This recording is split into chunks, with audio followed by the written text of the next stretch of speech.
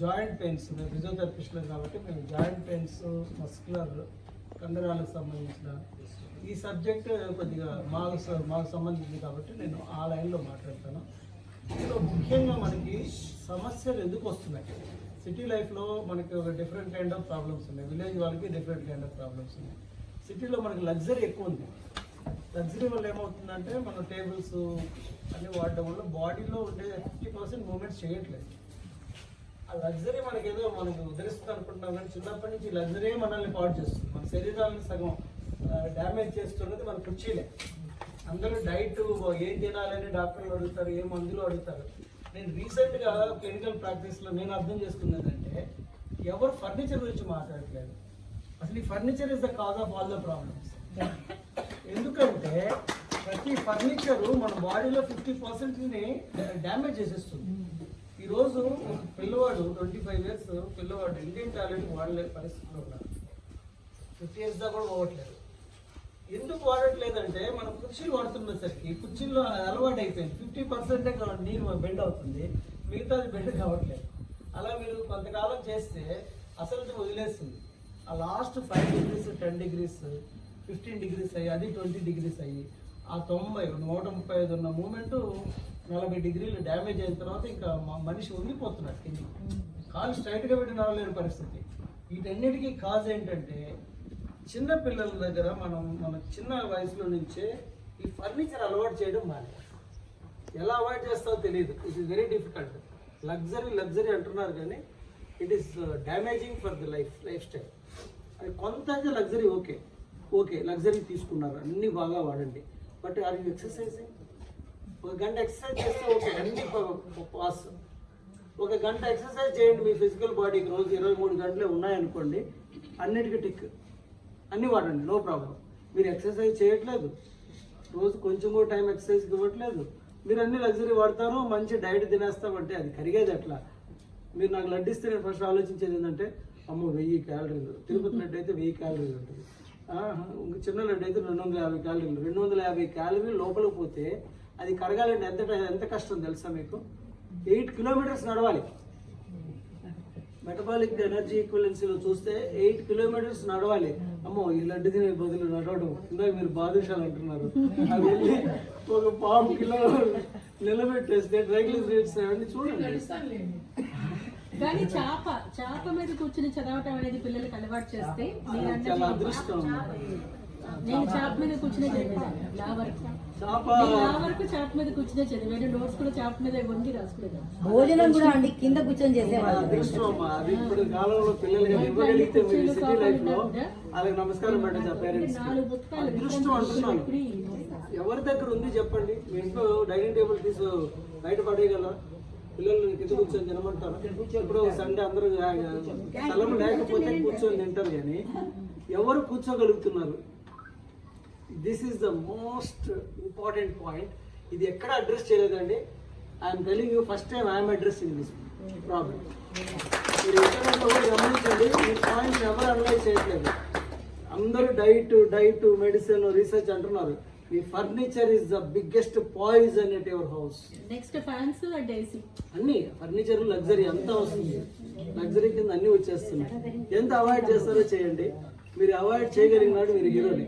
Physically 70 సంవత్సరాలు వచ్చినా మీరు సాలిడ్ ఉంటారు. దానికి ఒక చిట్కా ఏంటంటే మెడిటేషన్ అనేది ఇంట్రడ్యూస్ చేసి, మెడిటేషన్కి ఎట్లా చేస్తారంటే చాప మీద కూర్చొని చేయాలి అని చెప్తే ఆటోమేటిక్గా అన్ని అందుతుంది. ఒకటి సెట్ అయిందంటే మిగతా అన్ని సెట్ అయిపోతాయి. వాళ్ళు ఏమంటారంటే నేను ఏమీ వాడట్లేదండి, ఇండియన్ టాయిలెట్లో కూర్చోవాలంట. అరే నువ్వు చైర్లు పడుతున్నావు, డైనింగ్ టేబుల్ పడుతున్నావు, ఇండియన్ టాయిలెట్ కుదరదు, నీకు నొప్పి వచ్చేస్తుంది అందరికీ. వాళ్ళందరూ భోజనం ఎక్కడ? అయితే ఈ పాయింట్ మీరు అర్థం చేసుకుంటారు. పిల్లల్ని కొంత టైం కొన్ని యాక్సెప్ట్స్ లో అయినా కింద కూర్చోబెట్టాలి చదువుకునేటప్పుడు. కానీ వాడు మంచి టేబుల్ కావాలి, సోఫా వద్దు. మేము చూస్తున్నాము చిన్న పిల్లలు, డిగ్రీ కాలేజ్ పిల్లలు, అందరికి నీ పెయిన్స్, ఇన్ఫాక్ట్ మునిగిపోతున్నారు. మీకు అర్థం కావాలంటే ఎలా ఉంటుందంటే, ఈ నీ జాయింట్కి 135 degrees ఉంటుంది. ఇలా కూర్చున్నప్పుడు 90 degrees పనిచేస్తుంది. యాక్చువల్గా ఏమవుతుందంటే మనం ఇది నడిచేటప్పుడు కొంచెం వాడతాం. ఈ లోపల ఏదైతే ఉందో లోపల లాస్ట్ 15 degrees, ఆ 5 degrees మొత్తం కల్పిలేట్ చేస్తుంది, లిగమెంట్ టైర్స్ని కొట్టేస్తుంది, ఆర్థరైటిస్ కూడా చేస్తుంది. ఎర్లీ ఆర్థరైటిస్ అదే, యంగ్ లిగమెంట్ టైర్స్ పిల్లలకి ఓన్లీ బికాస్ కొద్ది రోజులకి ఏమవుతున్నారంటే వాళ్ళు నడిచేటప్పుడు ఇలా స్ట్రెచ్ చేయడానికి కష్టమైపోతుంది వాళ్ళకి. ఆ కొంచెం డిగ్రీల్లో స్పీడ్ ఎక్కడ నడిచేటప్పుడు అలా ట్విస్ట్ అవుతుంది, లెగమెంట్ టైర్ అయిపోతుంది. ఒక్కసారి లెగమెంట్ టైర్ అయిందంటే ఇంకా అంతే, కాళ్ళు పనిచేయవు. కాళ్ళు లెగమెంట్ టైర్ అయితే 6 నెలలు పడుతుంది రీహాబ్. దానికి డేర్ చేయక ఆ నొప్పితో అడ్జస్ట్ అయితే బతుకుతుంటారు. కొన్ని రోజులకి అది సిస్ట్ ఫామ్ అవుతుంది. ఆ తర్వాత సర్జరీ కూడా ఫెయిల్ అవుతుంది. దీంతో నడిపిస్తాడు. కాళ్ళు బాగా లేకపోతే మనిషి ఒబీస్ అవుతాడు. ఒబీస్ అయితే కార్డియోవాస్కులర్ డిసీజ్ వస్తాయి. కాళ్ళు బాగుండాలండి బతకాలంటే. చాలా సింపుల్ స్టేట్మెంట్ చెప్తున్నా, కాళ్ళు కదిలితేనే గుండె కొట్టుకుంటుంది. ఎందుకంటే కాళ్ళ వల్ల మనకి ఆక్సిజన్ పీలవాల్సి వస్తుంది. అప్పుడు లంగ్స్ ఏం చేస్తాయంటే ఆక్సిజన్ సక్ చేసినప్పుడు హార్ట్ మీద లోడ్ పడుతుంది ఆక్సిజనేట్ చేయడానికి, అప్పుడు గుండె కొట్టుకుంటుంది. అందుకనే కదిలేంత కాలం మనం బతుకుతామండి. కాళ్ళు బాగున్నంత కాలం బతుకుతాం. అది కూడా చెప్తున్నాము. The day we're not using our legs we're dead. Legs ఎవరైతే వాడతాడో వాడే హీరో ఈ రోజుల్లో. ఎంత వాడతారో మీ ఇష్టం. ఉదయం మీరు షాప్కి వెళ్తారో చిన్న చిన్న పనులకి బండి తీయద్దు. అసలు కాళ్ళు ఎంత వాడితేనే వాడు అదృష్టవంతుడు. నేను అందుకే ఎవరైనా బాగా నడిచే వాళ్ళు చూస్తే వీళ్ళకి ఎంత అదృష్టం దొరికింది అనిపిస్తుంది. ఎందుకంటే మనకి ఆ ఛాన్స్ దొరకట్లేదు. నేను దొరికితే నడిచేస్తాను మేడం.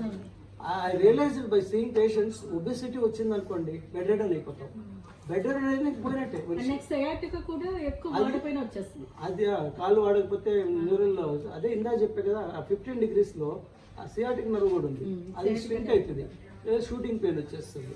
ఒక్కసారి డిస్క్ బల్జీ అటు ఇటు ఫ్లోరిడ్ అయింది అనుకోండి, వాడికి సియాటిక్ నర్వ్ ఉంటుంది, అది నీ జాయింట్ ఉంటుంది, తర్వాత డయాబెటీస్ వచ్చిందంటే అన్నీ ఉన్నట్టే. అందుకని ఇల్లు ఉడవాలి. నేను కూడా ఉడుస్తా.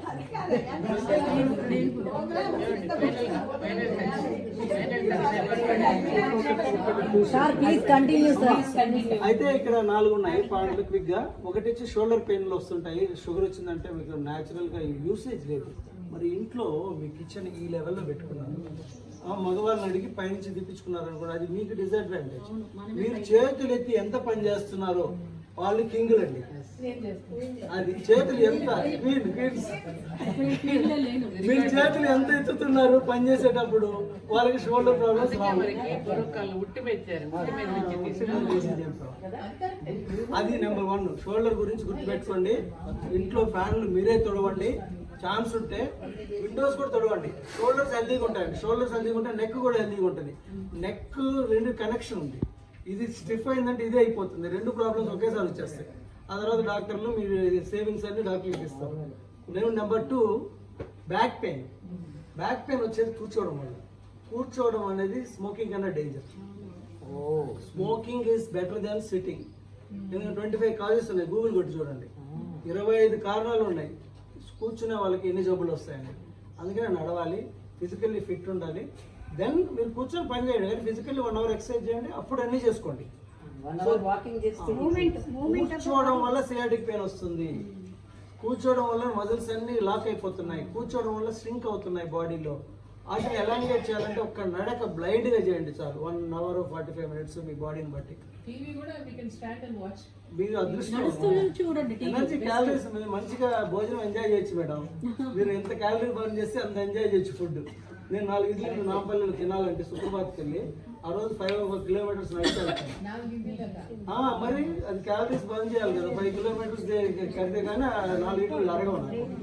So calculatively have to take food, otherwise it is going to be poison. Excessive food is poison again without physical activity. Last 1 knee joint pain. Knee joint pains ముఖ్యంగా మీరు చేయాల్సింది, చేయకూడనివి ఎక్కువ మెట్లు ఎక్కడం అవాయిడ్ చేయండి. అది గుడ్డకి మంచిదే కానీ మెట్లు అనేది మోకాళ్ళకి మంచిది కాదు. మీరు బరువు ఉంటే కొంచెం అవాయిడ్ చేయండి. ప్లేన్లో సర్ఫేస్లోనే నడవండి. ఇంకోటి ఎట్లాగో ఇండియన్ టాయిలెట్ వాడలేరు, చిన్నప్పటి నుంచి వచ్చేస్తుంది కాబట్టి ఈ వయసులో మీరు కేర్ఫుల్గా చేయాల్సింది కూర్చున్న ఎక్సర్సైజులు, పడుకుని ఉన్న ఎక్సర్సైజులు ఎక్కువ కాన్సన్ట్రేట్ చేయండి. వెయిట్ బేరింగ్ కొంచెం తగ్గియండి. ముఖ్యంగా సైక్లింగ్ చేయండి. మీరు అలవాటు చేసుకోగలిగితే మోకాళ్ళ నొప్పులు ఉన్నాయి సైక్లింగ్ చేయకూడదు అనేది రాంగ్ కాన్సెప్ట్. అది నాన్ వెయిట్ బేరింగ్ ఎక్సర్సైజ్. చక్కగా సైకిల్ గంట సేపు కూడా చేయండి. నొప్పులు వచ్చినా చేయండి, మేము ఉన్నాం, మేము చూసుకుంటాం. మీకు సింపుల్ టిప్స్ చెప్తాము, నొప్పులు లేకపోతే. ఒకవేళ బాగా నొప్పి ఉంటే వేడి నీళ్ళు కాపురం పెట్టుకొని కొంచెం మందులు వాడద్దు నొప్పులకి. ఫిజియోథెరపీకి రండి, మీకు చక్కటి అడ్వైజెస్ ఉన్నాయి ఫిజియోథెరపీ. బూస్టింగ్ అడ్వైజర్స్ ఉన్నాయి, అప్పటికప్పుడు మ్యాజికల్గా తగ్గించే అడ్వైజర్స్ ఇస్తాం. మా ఇందులో మేడం విద్యాబాయి దేశ్ముఖ్ మహిళా ఫిజియోథెరపీ క్లినిక్కే రండి. మా మేడం కన్సెషన్ కూడా ఇస్తారు మీకు ఏం భయం తప్పకుండా లేదు. నేను వస్తాను. కన్సెషన్ ఇస్తాం మేము. ఇప్పుడు యోగాసన ఎంత దాకా ఉపయోగం అండి బాగా యోగాసనాల్లో మీరు బాడీని బట్టి మీకు యోగాసనాలు డిసైడ్ చేయాలి. ఎందుకంటే కొంతమందికి ఆల్రెడీ ఆర్థరైటిస్ ఉంటుంది, వాళ్ళకి వజ్రాసనం వేయకూడదు. అందుకని మీ బాడీని బట్టి యోగాసనం డిసైడ్ కావాలి. ఇప్పటికిప్పుడు యోగాసనాలకు వెళ్ళి మీరు కొత్తగా వాళ్ళు చెప్పిన వాళ్ళు సూర్య నమస్కారాలు చేయాలంటే చాలా డేంజర్. అది చిన్నప్పటి నుంచి ఉండాలి యోగాసనం. అది సైన్స్ నుంచి చిన్నప్పటి నుంచి ఆ ఫ్లెక్సిబిలిటీ ఉంటే మీరు ఎప్పుడు ఏం చేసినా నడుస్తుంది. సడన్గా వచ్చి నాకు సియాటిక్ పెయిన్ ఉంది, నేను సూర్య నమస్కారం చేస్తానని ఇలా వంగిపోతే అయిపోయింది. అది కాస్త కట్ అయిపోతుంది. డిస్క్ ఒకసారి డిస్క్ కట్ అయిందంటే 2 కాళ్ళు పడిపోయే ఛాన్స్ కూడా ఉంది. ఇలా వంగడం అనేది చాలా ప్రమాదం సియాటిక్ ఉన్న వాళ్ళకి. అదొకటి, ఈవెన్ 2 కాళ్ళు పడగొట్టే ఛాన్స్ కూడా ఉంది పారాప్లేజిక్ అంటాం. So be careful. యోగాసనాలు చేసేటప్పుడు ఒక థెరపిస్ట్ని అప్రోచ్ అవ్వండి, వాళ్ళు చెప్పిన ప్లాన్గా వెళ్ళండి. ఎందుకంటే యోగా టీచర్కి సమ్ టైమ్స్ థెరపీ తెలియదు, ప్రాబ్లం తెలియదు. Thank you.